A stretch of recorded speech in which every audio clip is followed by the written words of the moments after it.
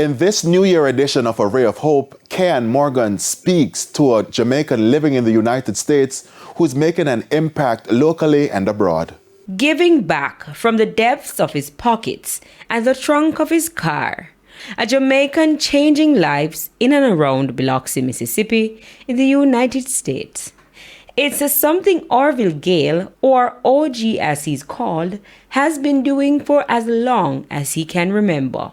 I would not consider myself was a less fortunate person, but I can tell you, I remember when I was younger, I have one pair of shoes and I have one good pants, but yet still, you have people out there maybe never have what we have. Born in Kingston and raised in Buff Bay, Portland, the security officer, who migrated to the U.S. almost 3 decades ago, said when the pandemic hit, he realized he had to do more. My first stimulus check I get here was $600.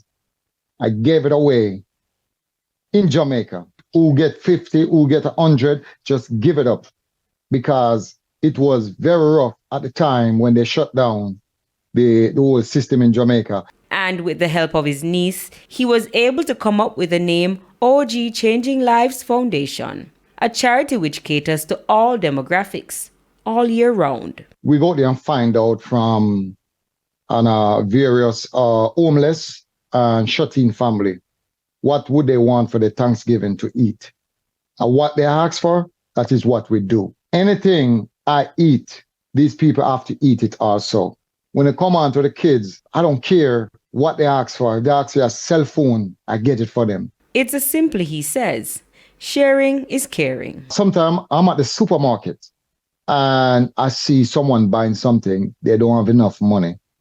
And I will offer if I can pay for it. And for the new year? I've been saving a lot of money to expand the book voucher in Jamaica, because it's very expensive for a lot of parents. So if I help 40 kids with book voucher 2023, 2024, I want to help at least 100. Orville says, not in all cases help requires money. If all of us can come together and make a change in an individual life, it will be beautiful. With A Ray of Hope, I'm Ken Morgan.